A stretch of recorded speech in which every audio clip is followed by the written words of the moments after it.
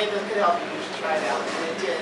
And so Steph started this crusade of Americans for Safe Access because she realized patients don't have access to the medicine they need, and the people providing it in deep, deep trouble with the law.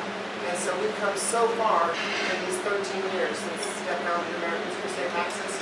We made huge, huge strides, and yet every year the challenges change.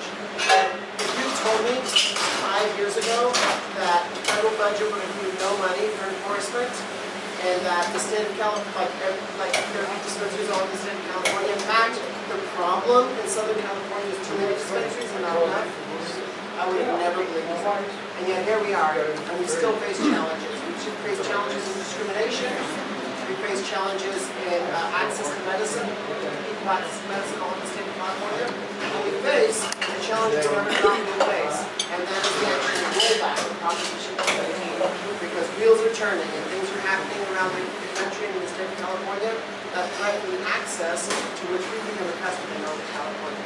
And so I want to caution people in this historical era that we're not finished in the fight for safe access. Just because they're licensed dispensaries in their hometown doesn't mean we're finished. We are far from it. They can be gone as soon as they can. And so we have a lot to do between now and 2016. And Steph is going to talk more about it. So I'm not going to talk so much about what legalization means for medical cannabis, except to say this. We have a lot of fighting left to be done. What we have to do to secure our space in California so that medical cannabis prospers in the era of tropical legalization and is not trampled. So, without further ado, I want to introduce the founder and executive director of Americans for Safe Access, Steph Sherer.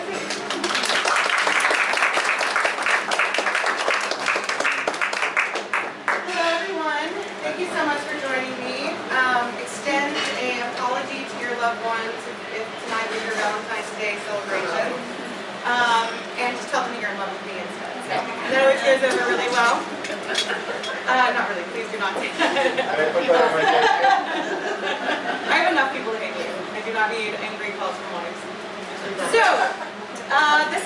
last year was a pretty amazing year. And from the outside, I think it looked like everything was just plowing through this country. There's a consensus about medical cannabis, and we're only moving forward, right? For me personally, many of the things that happened last year were part of a strategic plan that I wrote in 2003. So the passage of the CJS amendment to the Department of Justice, that took us 11 years. Just 11 years. And yes, I was 12 when I started ASAP. I know, zero. But it really took the work of patient advocates like yourself around the country, showing up and meeting with their legislators and telling them why we needed to pass this bill. It meant, over the last couple of years, we've had 2 national conferences in DC, and we brought 500 patients out to Washington, DC. In those 2 years, we set up over 800 meetings with elected officials, and it made a huge difference. And you want to know how I know it made a huge difference? We passed CJS at a Republican-run Congress. Pretty exciting, right? Yeah, you can clap for that. And then dig into your wallet and donate to ASAP for how much you want to clap for that. It was a huge feat. And we're still working right now to implement that bill. We're in meetings with the Department of Justice, telling them what we think it means. I think they have a little bit of a different idea. We have a case in Eastern Washington, the Kettle Falls 5. Has everyone here heard of that case? So we did file a motion to dismiss based on the new federal amendment that the judge denied yesterday. But we knew he was going to. This is Eastern Washington. You might as well be in El Paso.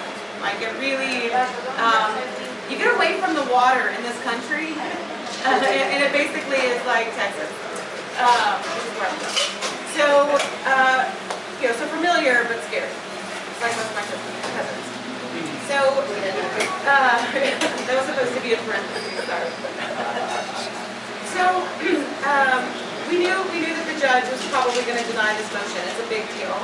So this morning we submitted the appeal, and I'm confident that they're going to stop that hearing to hear the appeal, since we have changed federal law, and we'll have a better sense sort of in that hearing what's going to come out of this. Now, there's obviously people sitting in jail right now because of medical cannabis issues at the federal level. There are handfuls of people that are awaiting prosecution. There are people that are on probation, parole, and my interpretation of what we passed at the federal level means that the federal government has no money to do that anymore.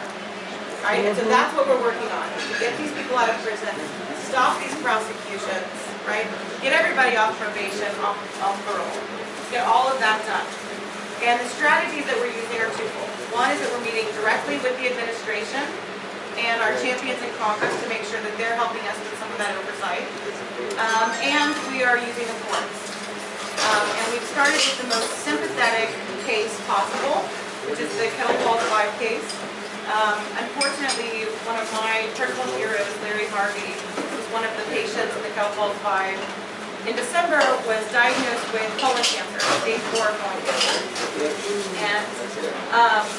And so we're not sure if Larry is going to stick here to see this victory that he created for the rest of the country. But last year, Larry came to DC twice. Yeah. He's a very, he's an amazing person. But he's very stoic. And when we got to DC, we told him that he was going to have to use a wheelchair. Not for photo ops. We would take it out if we wanted, but that we were going to take him to so many offices that we actually all needed wheelchairs.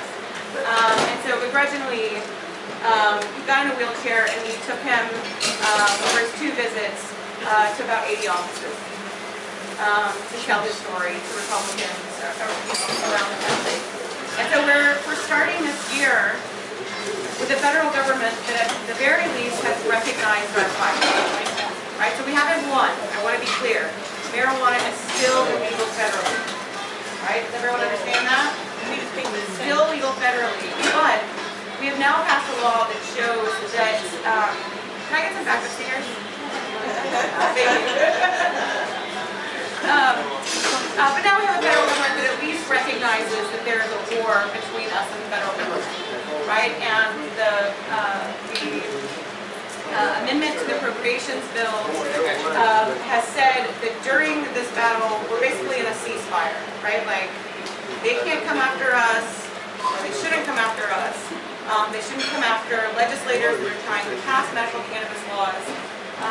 And this should create a little bit of space for us to finally, ultimately change federal law. Right? The only way that's going to happen is if everyone in this room, we're going to ask a commitment. The next time somebody says to you, oh, marijuana legalization is a done deal, it's just a matter of time, right? You guys have heard these conversations. There's so much momentum, there's no way we'll lose. Right? I need you to tell them we have not won and it's not over. And the only way we're going to win is if everybody takes advantage of this time, this ceasefire, to get as much work done as possible, and don't use this as a time to kick back. It's not time to go on vacation yet. We're not quite done.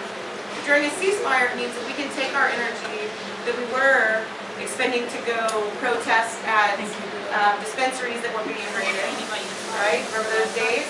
The energy that we took to go to federal buildings while our brothers and sisters were being prosecuted, we need all of that energy, right, now focused in 2 places for California patients. One is we are going to have to pass statewide legislation in the state of California this year. Right? The last couple of years we said, oh, next year, oh, maybe next year. You guys are out of next year, and we have to do this year. Right? So we're going to have to, every spare moment, think about how we're going to pass this legislation in California. The second is you're going to have to engage with your federal representatives, right? And let them know the vision that we share, right? That we want the ceasefire is nice, but that we need to ultimately change federal laws, right?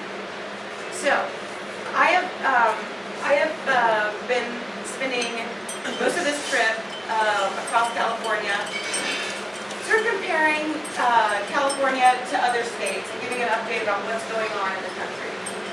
So we start this year changing federal law. Start this year with good manufacturing practices for the entire industry from seed to consumption, thanks to our friends at the American Herbal Products Association and the American Herbal Pharmacopoeia. Right? That was also something on our strategic plan in 2003. We also start this year with 34 states that have some kind of medical cannabis law. 23 of those states are really laws that are functional, right? That are actually going to work. But the other 11 we can't turn away from, right? We have to actually help them try to implement these laws so that they can see that they're not going to work and they can pass something better, right? We also started this year with a new trend that I'm very excited about, which is in Washington, D.C. At the end of last year, we removed a restrictive conditions list.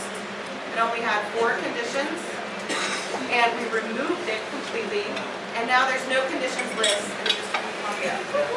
So I moved to D.C. 7 years ago, 8 now, to open our D.C. office, and I had been a criminal, right? I left my legal protections in California, and moved to D.C. and was living like a criminal, and I am now a legal medical cannabis patient. So, I know that's kind of tricky of a way to get 50,000 members, but thanks guys, I'm out of here. But what's so exciting about the DC story is that my biggest opponent, when we were passing the medical cannabis legislation in DC, my biggest opponent is the one who introduced and made sure that removing the conditions was passed.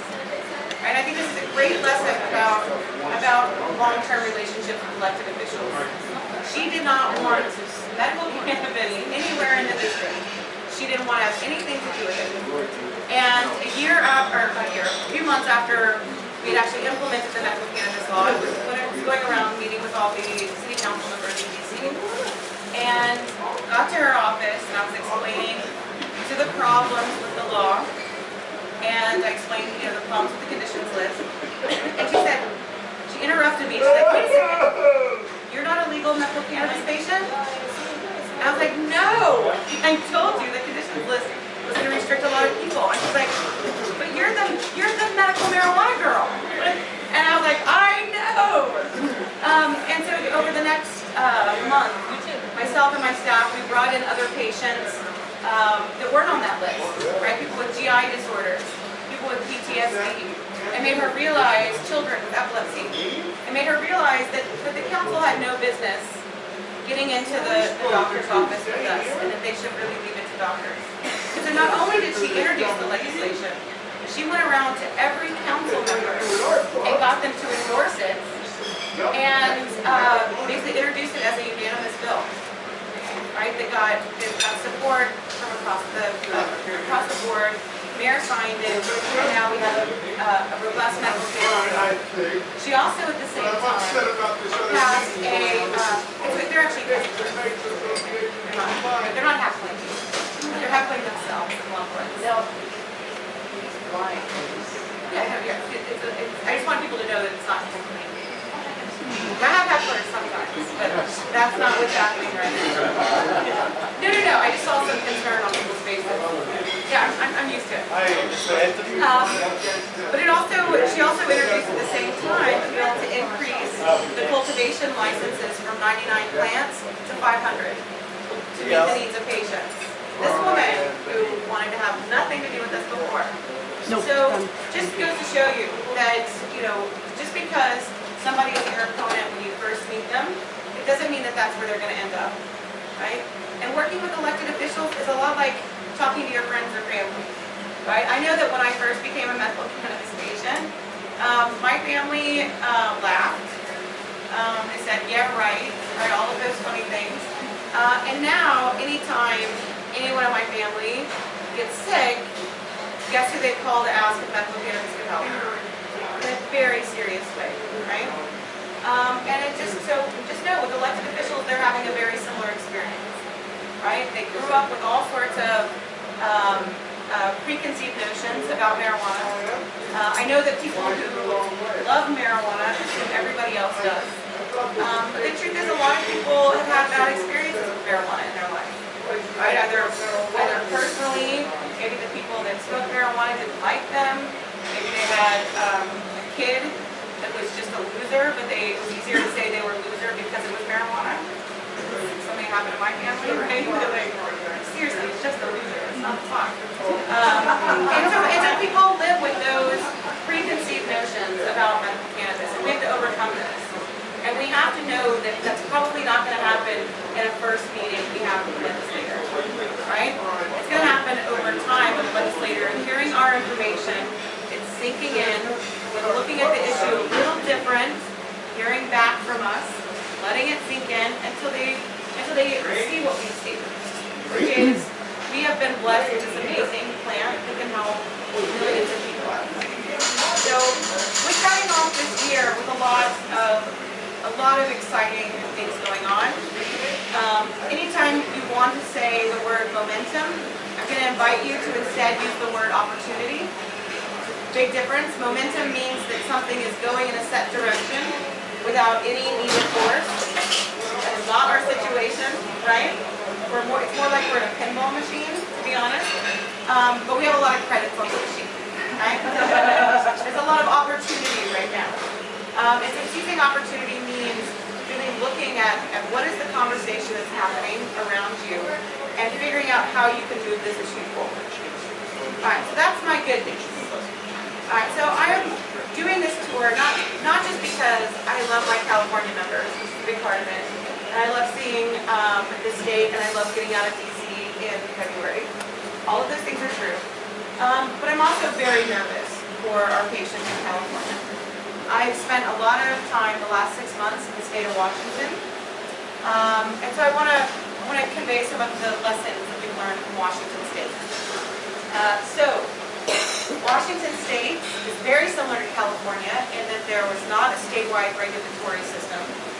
That cities and counties over the years have developed medical cannabis regulations.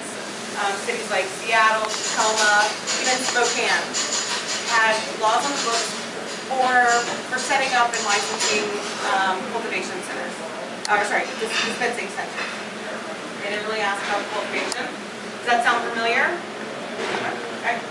So in 2011, we actually passed a dispensary regulation bill in the state of Washington through both houses that made it to the governor's desk.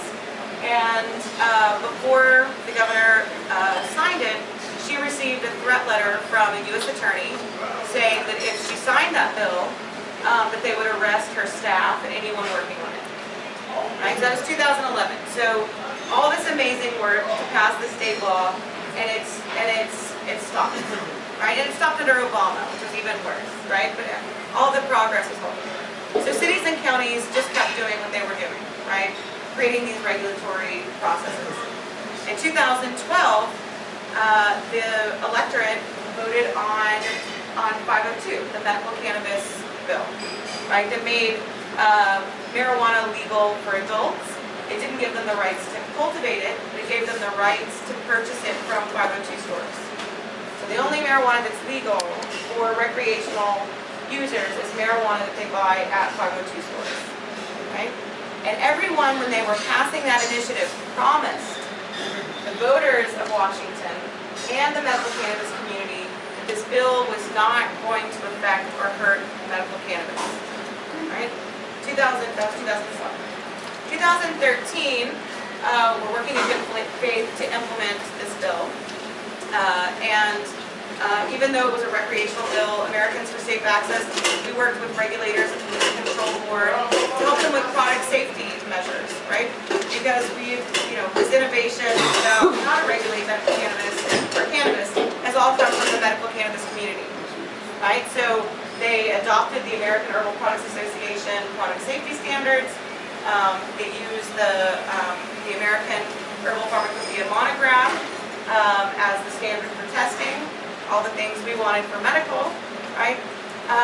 And during 2013, everyone said, let's just wait.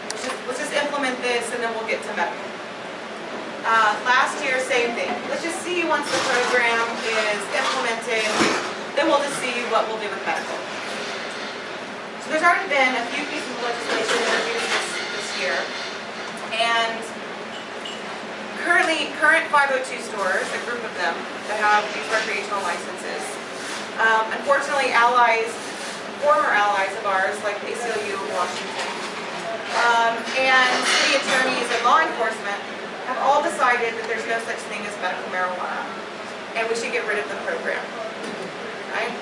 So when Washington started to implement their law, they hired a consultant group to basically say, give us some advice about how we're going to implement this. That group came back and said, you're going to have two major problems in implementing this bill, and one is much larger than the other. So when voters were looking at passing 502, one of the things the campaigns kept reporting is that 13% of Washingtonians are recreational marijuana users. That's a big number, right? That's a big number. And Washington is a state that is just sort of like California, and marijuana has been around no matter what the law is, right? Agricultural environments have allowed there to be quite a lot of products for those recreational users. So the challenge that these consultants saw was that of this 13% that were already had a place to access marijuana for their recreational use, it was very unlikely that they were going to leave that situation to go into a system where they'd be paying 75% tax on a product. And I'm not kidding. 75%. So there's excise at the cultivation, there's an excise tax at the manufacturing, and then there's a 25% sales tax. 75%. Huge deal, major oversight. Sorry for the people that wrote it and supported it, but major oversight. Now this other problem, which is a smaller problem, was that with the medical cannabis law there, that it wasn't regulated, right? And so there were problems with the controls, but that people would probably choose to become medical cannabis patients to not pay the tax, right? But the population that they're talking about for medical cannabis has never been over 1% of the population of the state of Washington, right? So there's this huge problem, and then there's this little problem. So guess where everybody focused to deal with the problems of 502 not working? On the little problem. Want to know why? Because they know who we are, right? Like we're visible, right? We're going to stores that have an address, right? That we're part of a semi-regulated system, and it's gotten pretty nasty. So after that report came out, we started hearing quotes from the city attorney of Seattle, Pete Holmes, saying 90% of the patients in Washington are faking it. And so I asked him in public forums several times, where did you get this number 90%? And he said, well, everybody knows it. And I said, well, I'm sorry, I know you come from law enforcement, but if you use a percentage, that means there has to have been a number at some point that you're basing that off of. And he said, well, everybody knows it. I was like, then you need to, first of all, then you need to stop saying 90%, right? And second of all, I'm guessing that you pulled this out of the ass of the person that wrote the report. And he said, I think I did, right? Like publicly he's like, yes, this has been pulled out of someone's ass, but we're gonna keep saying it. And so now, everyone is saying it. I was just in Olympia a couple weeks ago. We actually brought 300 patients to Olympia to meet with their elected officials. We had an amazing lobby day. And one of the things we kept hearing back report back from the patients was that every office they went into and they said, we want to regulate medical cannabis, the representative said, you do? We were told that you don't want to regulate medical cannabis. We were told by Pete Holmes and the 502 stores, you guys want the Wild West. We're like, no, that is not at all true. While we were in Olympia, there was also a bill that was proposing that the medical cannabis industry just get completely rolled in to the legalization bill. So I was testifying against that bill. And sitting next to me was a woman who ran the 502 campaign when we testified. Who was formerly from the Washington ACLU, and is now works for the National ACLU for the End Mass Incarceration Project. Right? Used to be I consider her an ally. And so I was very shocked to hear her testify at this hearing that if only the true medical cannabis patients were engaging in the medical cannabis industry, that there wouldn't be enough people to necessitate a single store in the state of Washington. That's what she testified to, right? And so I know that they love this idea of the taxes, but I don't really care, right? And what's also frustrating is that every agency is saying that the 502 program is working. It's bringing in more money than they expected already, right? And so this is really, I'm not even sure what's going on there. But I will tell you this, that California, you guys have an advantage that you haven't had before, and that you're not the first adopters for once, right? And you can actually look at what other states are doing to get a sense of what can happen here, right? So in the state of Colorado, there was a robust medical cannabis program already in place, and so when they passed the legalization, it just sat down next to it, right? And some of the people who owned the medical marijuana stores, they lobbied so that they would get the first rights to these licenses. I don't care about that. What I care about is that there is a separate place that a patient can buy medical cannabis. So from the day that I started Americans for Safe Access, I've been asked by my allies in drug policy reform this question, which is, if you just legalize marijuana for everybody, won't patients be served, right? And for years, I've been looking at a crystal ball along with everybody else, and I had always said no. But now we don't have to look at crystal balls. We can actually look and see what's happening in states where these exist, and I will tell you that I was right, which I know is always true. I was right again, that everything that I was worried about would happen in that kind of market has happened. So I'm going to kind of go over some of these points with you, just so they're fresh in your mind, because I'm sure people ask you this question all the time, and especially with a lot of attention focused on the initiative in 2016, I'm sure you're going to have this conversation a million times. And here are the major reasons why there needs to be two separate markets for medical cannabis and for recreational. One is that the consumer is different, right? What we want from this plant is not the same thing that a recreational user wants from the plant, right? There may be some crossover, right? And I'm sure if somebody got into my medicine bag, they would enjoy it. Just like if I got into my grandmother's medicine bag, I'd enjoy it. Little different things in the medicine, right? But like, yes, people might enjoy my medicine. But what I'm actually looking for is something much more targeted, right? But beyond just the product, I want you to think about, remember, the entire reason why there's a medical cannabis industry is the byproduct of patient advocacy, right? We created this industry. Our need for this medicine, right, and the fact that Don and I don't sleep is why we've passed these distribution laws, right? That's where it came from. And so anytime you have an industry, every industry has something that, a line in their budget called research and development, R&D, right?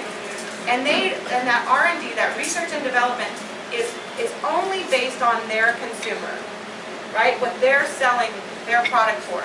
So they're going to invest in making products that their customers want, right? And if you put recreational users and patients in the same boat, then R&D is going to be being developed for the medicine or the product that can get you the most effed up for Saturday night, or the strain that you can use while you're on a diet. Right? That's where, and I'm telling you, I went and met with many of the 502 stores, many of the recreational centers in Colorado, and that's what their R&D departments are doing, right? We want there to be a separate cash flow for patients where research and development is focusing on strain matching to conditions, right?